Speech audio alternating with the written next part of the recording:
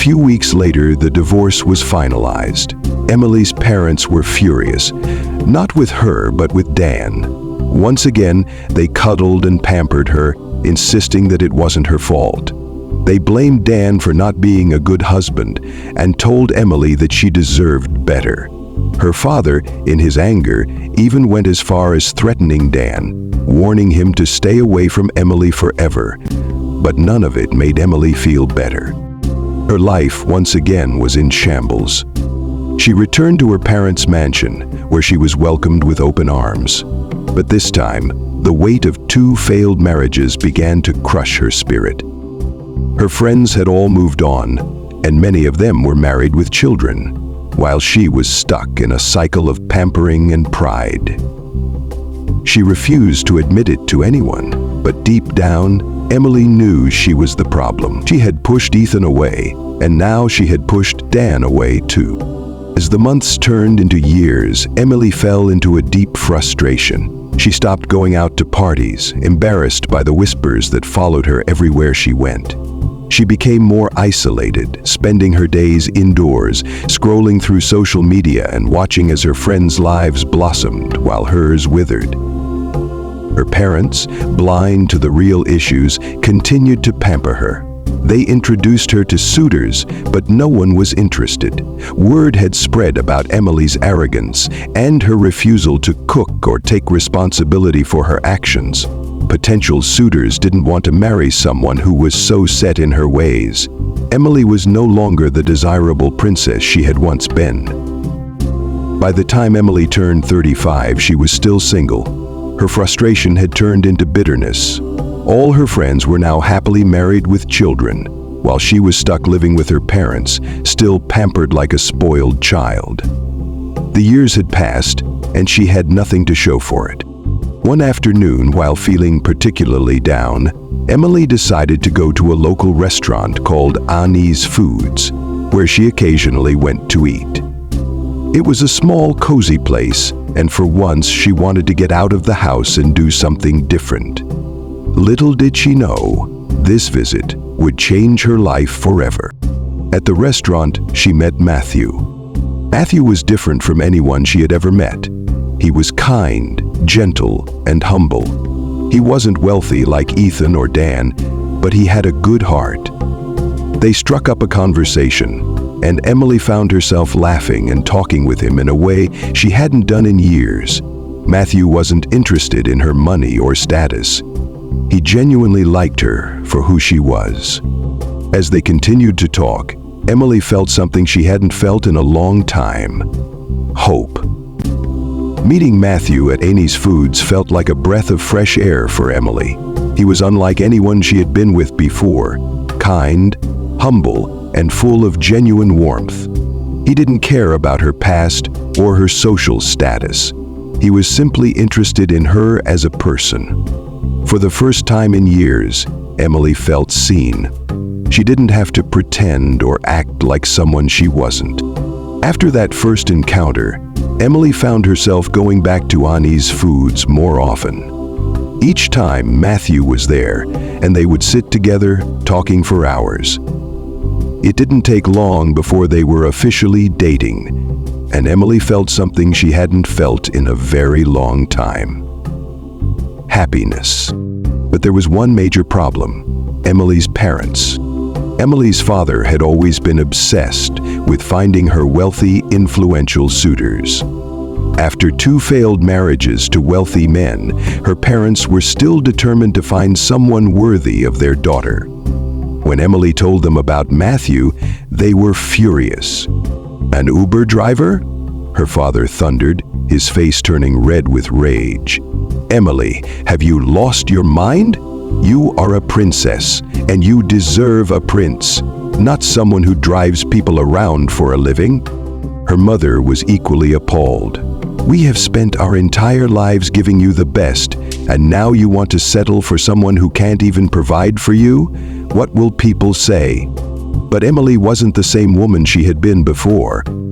Her failed marriages, the public embarrassment, and the years of being pampered without any real growth had changed her.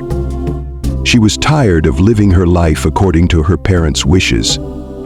She had seen firsthand what that had brought. 2 failed marriages, loneliness, and a life that felt empty. "But Matthew is kind to me," Emily said firmly, standing her ground. "He makes me happy, and that's what matters. I don't care what people say. I want to be with him." Her father refused to listen. "You will not marry him. As long as you are under my roof, you will follow my rules. We'll find you someone better." But Emily had made up her mind. For the first time, she realized that she didn't need her parents' approval. She didn't want to live the rest of her life as a pampered princess with no control over her own choices. She wanted to make her own decisions, even if they went against everything her parents believed in. So one night, she did something she had never imagined herself doing. She eloped with Matthew. Together, they packed their bags and left for Lagos, determined to start a new life far away from the controlling grip of Emily's parents. It was a bold and risky decision, but for the first time in her life, Emily felt free. She wasn't running away in fear.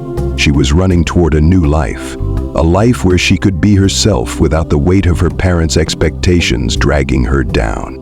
In Lagos, Emily and Matthew got married in a small, intimate ceremony with just a few close friends.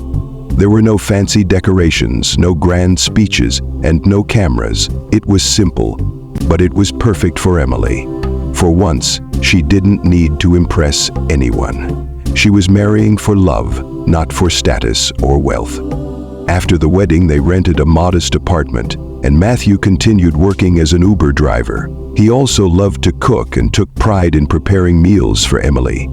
In the beginning, Emily still didn't cook much, but over time, things started to change. Matthew never pressured her, but he made cooking fun. He invited her to help him in the kitchen, teaching her little tricks and tips along the way. Then, slowly but surely, Emily began to learn her fate. At first, it was simple things: cutting vegetables, stirring the pot, tasting the soup. But as time went on, she became more confident. She discovered that cooking wasn't as bad as she had always thought. In fact, she started to enjoy it. Matthew was patient with her, always encouraging her and never criticizing her mistakes. One day, Emily decided to surprise Matthew by cooking an entire meal by herself. She spent the whole afternoon preparing, following every step of the recipes Matthew had taught her. When Matthew came home, the smell of food filled the air. He was stunned. "You cooked this?" he asked, a huge smile spreading across his face. Emily nodded shyly. "I wanted to do something special for you." Matthew tasted the food and his eyes lit up. "Emily, this is amazing. You've become a better cook than me." Emily laughed, but inside, she felt a sense of pride she hadn't felt in years. She had done something she never thought she could do, and it felt good.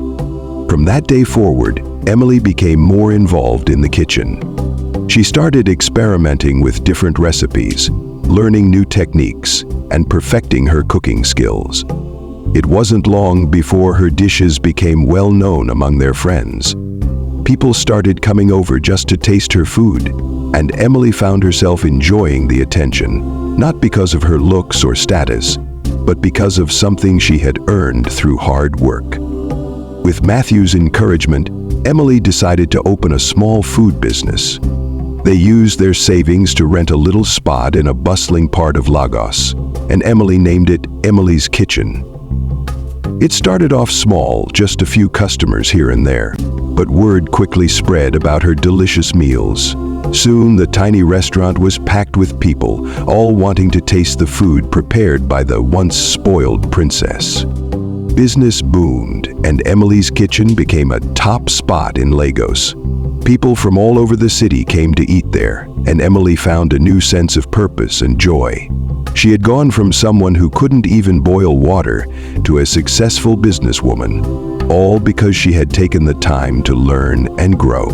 One day, as they were closing up the restaurant, Matthew came to her with exciting news. "Emily, there's a cooking competition being hosted by Joy Foods. I think you should enter." Emily laughed nervously. "Me? A cooking competition? I'm not sure I'm ready for that." But Matthew believed in her. "You've come so far, Emily. You're an incredible cook, and I know you can win this. Think about it." After much convincing, Emily finally agreed to enter the competition. She was nervous, but Matthew's unwavering support gave her the confidence she needed. She had faced much bigger challenges in life. This was just one more. The day of the competition arrived, and Emily was a bundle of nerves. The competition was fierce, with some of the best chefs in Lagos competing. But Emily didn't let that stop her. She put everything she had learned into her cooking, pouring her heart and soul into each dish. When the judges tasted her food, their faces lit up with delight. Emily couldn't believe it when they announced her as the winner of the competition. She had won.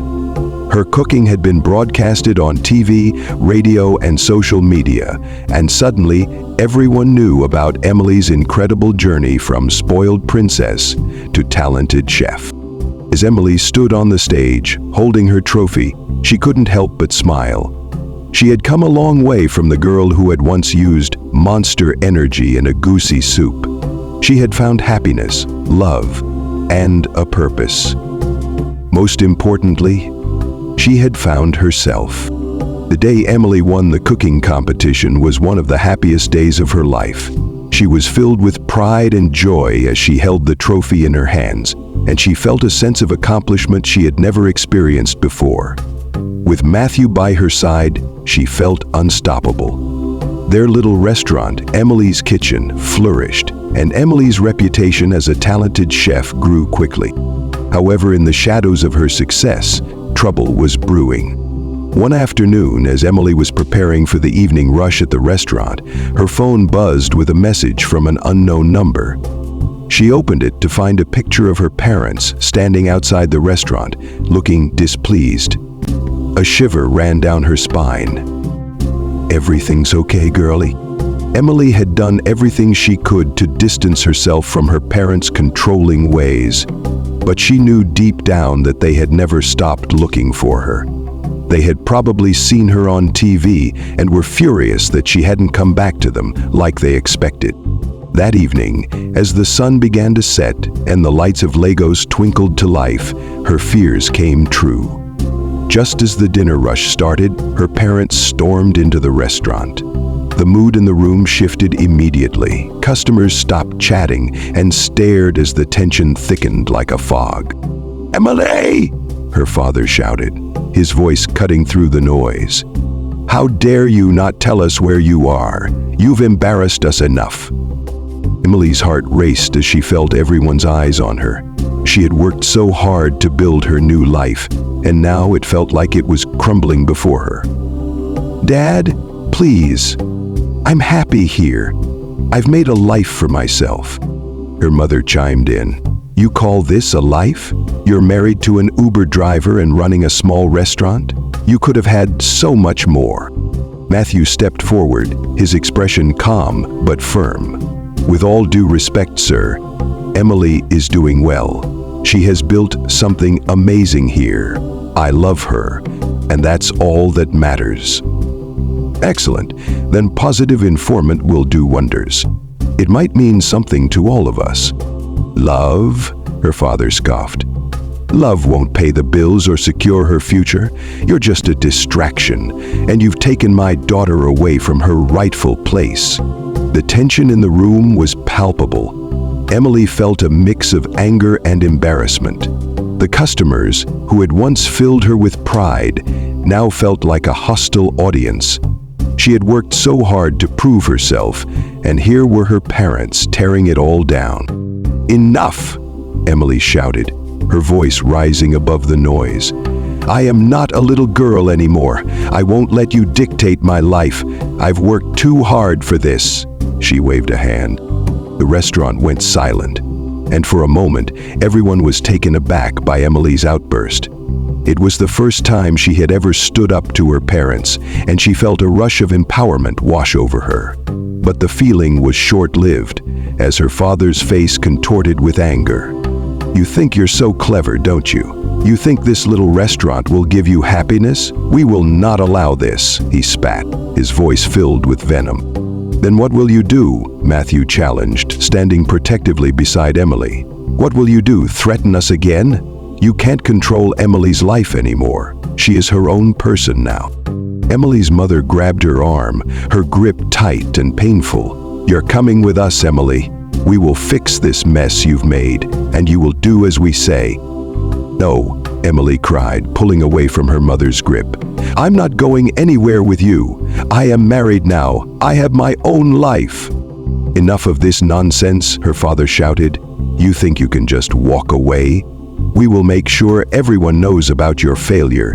You will be nothing but a joke, and you'll regret this." Laughing. As her parents turned to leave, Emily felt a deep sense of fear wash over her. Would they really go that far? She had fought hard to change her life, but would they ruin everything? That night, Emily barely slept. She felt sick to her stomach, and her thoughts were consumed by her parents' threats. Matthew, sensing her distress, held her close. "You've come so far, Emily. Don't let them take that away from you. We can face this together." The next morning, the media storm hit. Emily's parents had gone to the tabloids and spread lies about her, saying she was a failure, that she was unhappy in her marriage, and that she was being manipulated by Matthew. The headlines blared accusations that cut her to the core. Emily felt the weight of the world on her shoulders. As customers came in to read the articles and see what was happening, the once bustling restaurant grew quieter. She could hear whispers about her past and her family, and it broke her heart. "Emily, don't listen to them," Matthew said as he comforted her. "You know the truth. You've worked hard, and you've built this place from the ground up. But what if they believe them? What if they think I'm just a joke?" Emily felt tears welling up in her eyes.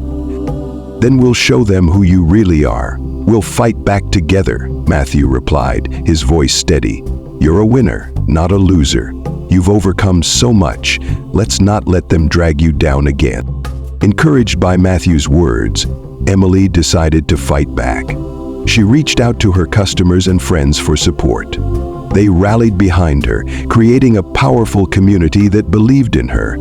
Word spread quickly, and soon a local news outlet contacted her for an interview. During the interview, Emily poured her heart out, telling her story of struggle, growth, and the love she had found with Matthew. She spoke about her journey to open Emily's Kitchen and how she had discovered her passion for cooking. The interview resonated with many, and viewers began to see Emily not as a pampered princess, but as a determined woman who had fought against the odds. The following highlights were recorded on April 20th. Within days, Emily's Kitchen was buzzing again. Customers returned, drawn by her authentic story. They wanted to support the woman who had turned her life around, and Emily felt their love and encouragement. As the weeks went by, Emily and Matthew stood strong against her parents' smear campaign. Emily's newfound confidence shone through, and her cooking skills continued to improve.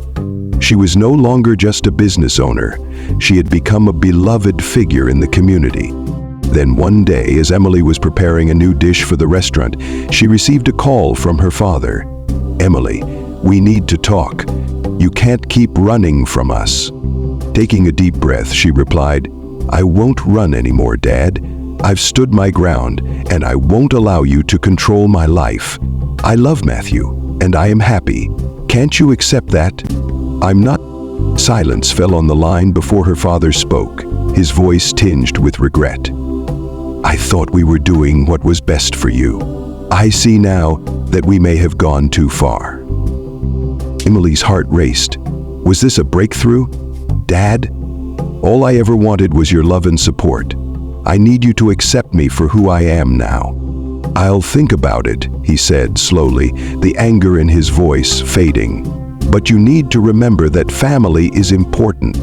Emily smiled for the first time in weeks. "I know family is important, but it has to be a family that supports each other. I won't live in fear of your expectations anymore." After they hung up, Emily felt a weight lift off her shoulders. It wouldn't be easy, and she knew her parents might not change overnight, but this was the first step toward mending their relationship. She was determined to show them that she was capable of making her own choices. In the following months, Emily continued to thrive. Her restaurant became a local favorite, and she often held cooking classes to share her knowledge with others. She found joy in teaching, and the community loved her for it. As for her parents, they eventually came to visit Emily and Matthew at the restaurant. The atmosphere was tense, but Emily greeted them warmly. "Welcome to Emily's kitchen. I hope you're ready to try my new dishes." To her surprise, they agreed to stay and eat.